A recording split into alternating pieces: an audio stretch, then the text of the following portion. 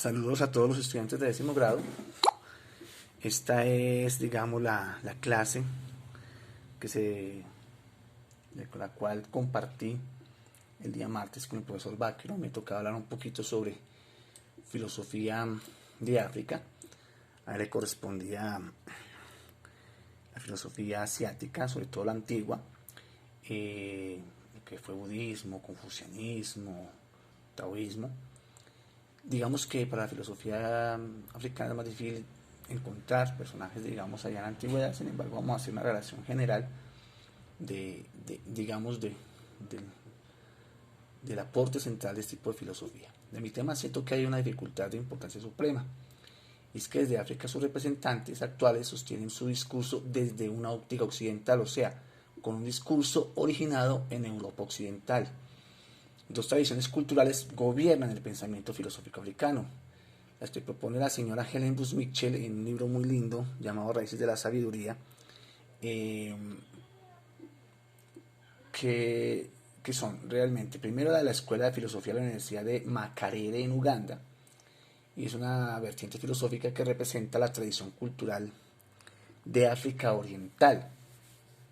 La otra representa la tradición occidental, y que se va a intentar comprender desde la cultura Akan, que tiene o sienta sus bases en la República de Ghana y se extiende a Côte d'Ivoire, otra república africana, y otras naciones donde hay menos cantidad de cultura Akan. En América hay un importante reducto de la cultura Akan, producto del esclavismo que se vivió en el siglo XVI, trayendo personas de allá esclavizadas a trabajar acá, sobre todo en el Caribe.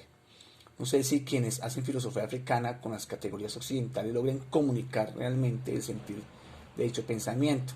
Es lo único que podemos realmente poner en duda. Sin embargo, la doctora Bush-Mitchell intenta poner a los filósofos africanos con un discurso occidental como, si no mensajeros directos de la cultura, sí traductores del mundo cultural africano. Debe quedar algo claro, muchachos: las cosmovisiones múltiples africanas sobre el mundo, la vida humana, la moral, la epistemología, el cosmos en toda su dimensión, tienen su naturaleza propia. La duda que me asalta es la de si es posible, por medio de esas categorías occidentales, mostrar de manera diáfana la de las sociedades africanas. Insisto en esa parte. Bush-Mitchell explica que el pensamiento africano, aunque con diferencias importantes entre ellos, concuerdan en que no se interesan por el individualismo griego ni el racionalismo. Tampoco, dice la autora, está convencido de la esencial interrelación del budismo. ¿Qué sostiene entonces el pensamiento africano? En que la vida y la naturaleza son un todo integrado. Entonces lanzo una pregunta: ¿en qué se diferenciaría entonces este pensamiento del pensamiento griego? Para el africano es imposible objetivar la naturaleza. Es imposible extraer al ser humano de ella y estudiarla apartado de esa realidad.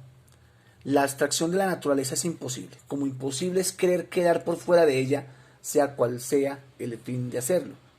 Para el africano, el conocimiento intelectual puro, que fue la meta de los primeros filósofos griegos, sería muy limitante y excluiría el conocimiento físico y el conocimiento emocional, que junto con el intelectual guardan una relación integral. La naturaleza está en constante renovación. En su corazón se genera ella, esa renovación. Así igual ocurre en el ser humano, muy parecido de alguna manera en este punto a la versión budista.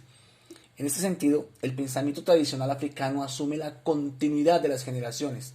Los antepasados no mueren por completo, sino que renacen en los jóvenes.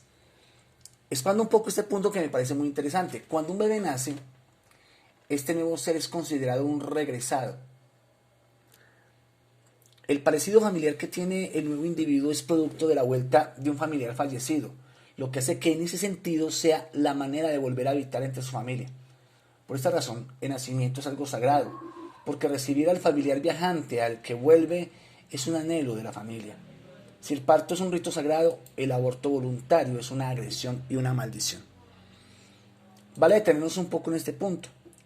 El valor de un niño dentro de la sociedad tradicional africana no lo es solo para su núcleo familiar, lo es para todo un grupo social.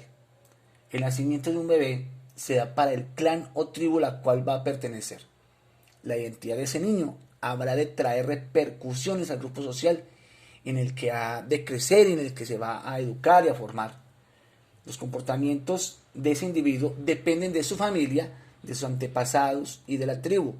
La responsabilidad es, y volvemos a la categoría principal, de un todo integral. Ojo con esa categoría, el todo integral.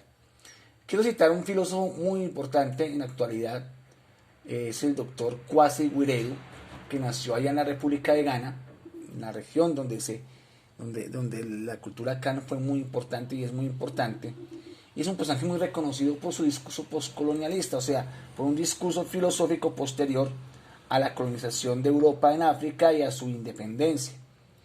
Cito al doctor Wiredu y abro comillas.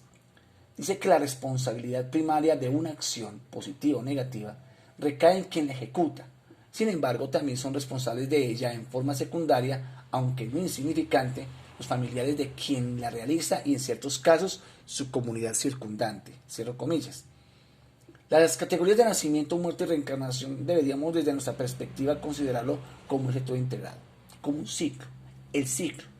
Para ellos es algo sagrado en cuanto a que la herencia familiar, la continuidad generacional depende de ese movimiento continuo que es sencillamente el movimiento de la naturaleza. Así que no hay nada extraño ni oculto en esa realidad. Es lo que ontológicamente es la realidad que conduce a expresar los correctos valores. O sea, pasamos de lo ontológico a lo axiológico. Esto anterior nos trae a nuestro mundo. La reflexión en contexto es tan importante como la teoría misma. Entonces sería cierto que la cosmovisión africana es opuesta a la nuestra, ¿no? Evidentemente sí, el mal llamado progreso en Occidente, que alude al progreso material económico, nos abstrajo, nos arrancó, nos apartó de la naturaleza. Todo lo que hay lo considero externo, hasta lo que me alimenta. Ese alimento procesado es dañoso para la salud. Los que no lo son y pasan por más saludables son supremamente costosos.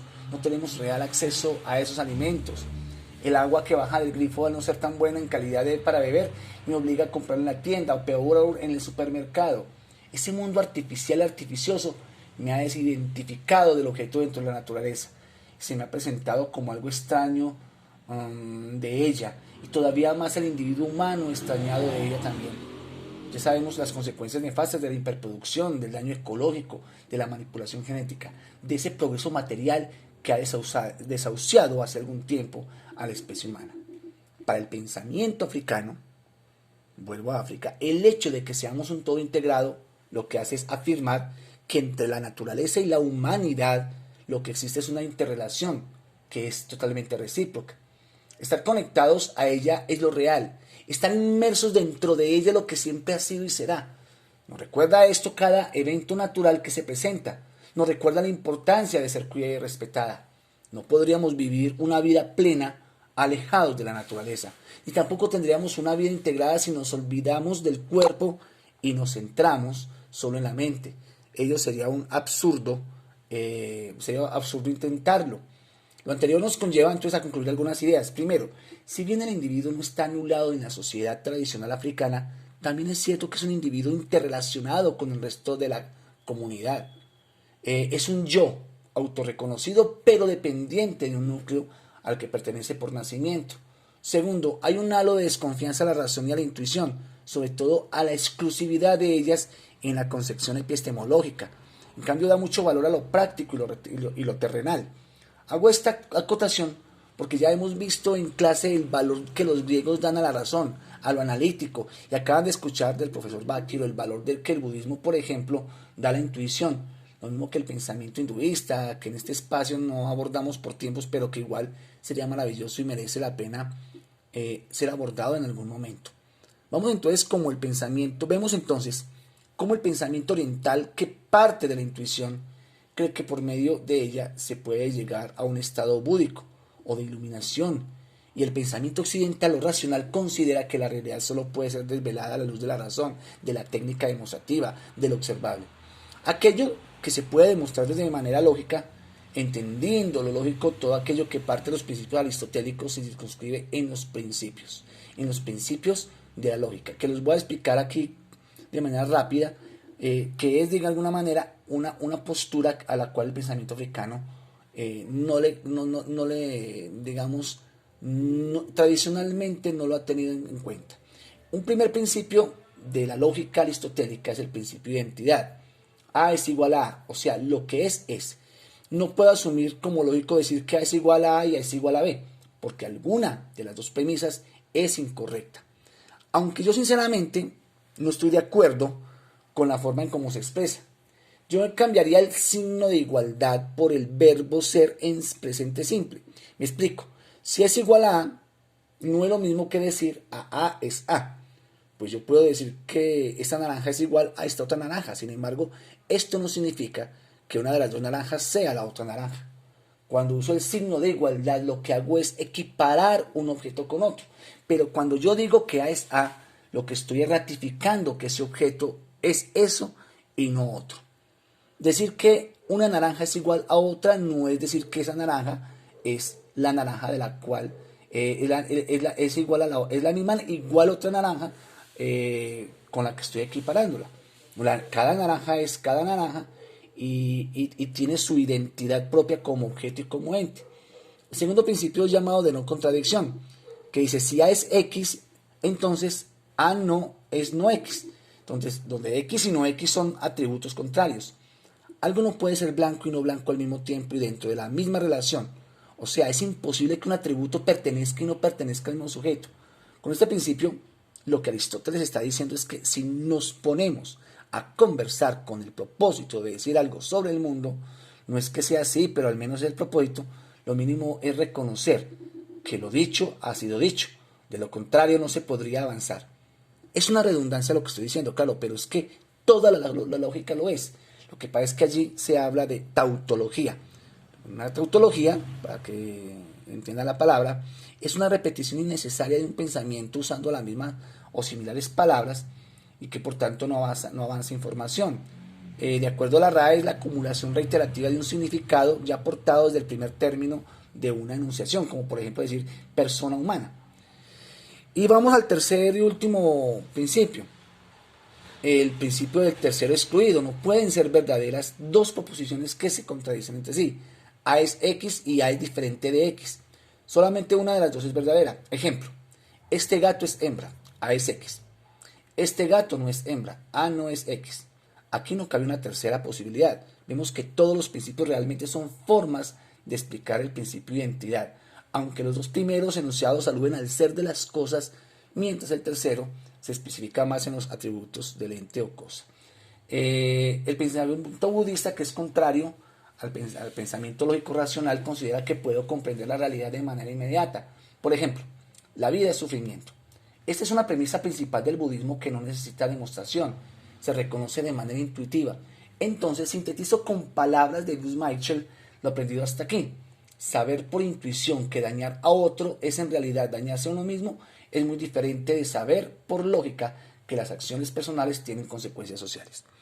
Volvemos entonces al África, después de haber explicado las dos posturas, la intuitiva y la lógica racional occidental, que no son aceptadas por África. La pregunta es, y bueno, ¿qué es lo que propone el África desde el punto de vista? Desde África nos llega un tercer enfoque. Incorporan el conocimiento y la sabiduría en motivos artísticos y en proverbios, en lugar de ponerlos en sistemas lógicos e intuitivos. Miremos, por ejemplo, la cultura Kan de Ghana y de Côte d'Ivoire, dos naciones africanas. Los proverbios son parte muy importante de la cultura africana. Ofrezco algunos ejemplos. Abro comillas para este proverbio. Oba kufudi due ne amane uno, que al español es traducido una persona solitaria merece condolencias. Aparentemente es un proverbio que describe algo negativo, sin embargo, ya habíamos hablado de ese elemento comunitario, de clan, de tribu de las sociedades africanas. Un proverbio que da énfasis a la vida en clan, a que ella vale por el clan, porque el clan está acompañando al individuo que esté por su clan. Otro proverbio, Abufu de asententen nainan, o sea, la rabia nos hace hablar de más. Y hay otro proverbio que alude a lo individual, dice, Onipa cuanto no ha, naefiri o no hará, que es algo así como que a veces o en ocasiones nosotros somos nuestros mayores enemigos. Los proverbios no son premisas lanzadas y creadas como acto de sabiduría sin sentido. Nacen de un contexto a partir de las experiencias, del mundo de la vida, y estos ayudan a comprender la vida de sus comunidades. En este ejemplo podemos analizar que los proverbios aluden a que un individuo que no sabe manejar sus emociones se vuelve enemigo de sí mismo y por ende hace daño a su comunidad. Así que el individuo debe reconocer cuando está en una crisis de ese tipo y debe tener en cuenta la manera en cómo puede perjudicar a su grupo. Si el individuo, que debe hacer su catarsis, por llamarlo de alguna manera, supera su crisis emocional, a la larga no solo se beneficia a sí mismo, sino a toda su comunidad, a su clan y a su tribu. Los proverbios que contienen la epistemología africana parten de la experiencia humana, aprenden desde el ensayo y el error, producto de la experiencia misma que les enseña qué es lo que funciona y lo que no. Voy a poner unas tareas muy simples. Pues no sé si el profesor Vaquero la coge, pero pues 10, 2 y 10, 4 y 16 deberá hacerla. Son muy sencillas. Ya les voy a ofrecer unos proverbios ganeses del pueblo Akan. Ustedes lo primero que van a hacer es comprenderlos y explicarlos. O sea, ¿qué enseña este proverbio? ¿Cómo lo interpretan? Y cómo se relaciona con la sociedad de donde se originó. Son 2 proverbios. El primero dice: si no dejas que tu vecino llegue al 9, tú nunca llegarás al 10. Su primer proverbio, Akan. Y el segundo proverbio: clavo hincado en tu vecino, clavo hincado en la madera. Ahora bien, esta es la primera pregunta. Hay una segunda pregunta. Una pregunta que nos ayudará a relacionar culturas diferentes. Lo anterior tiene cierta cercanía con el pensamiento ético de Aristóteles. El último dicho pertenece a la llamada regla de plata. El clavo hincado en tu vecino es clavo hincado en la madera.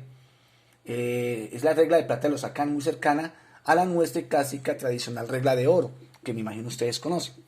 La pregunta es: ¿qué argumento o argumentos sostendrían ustedes sobre lo afirmado por mí en cuanto a que esta regla de plata es muy cercana al pensamiento ético y los demás proverbios, al pensamiento ético aristotélico? Y otra pregunta es: si entonces es cercano a Aristóteles, tendría que ser de acuerdo a lo expuesto por Aristóteles contrario a Platón.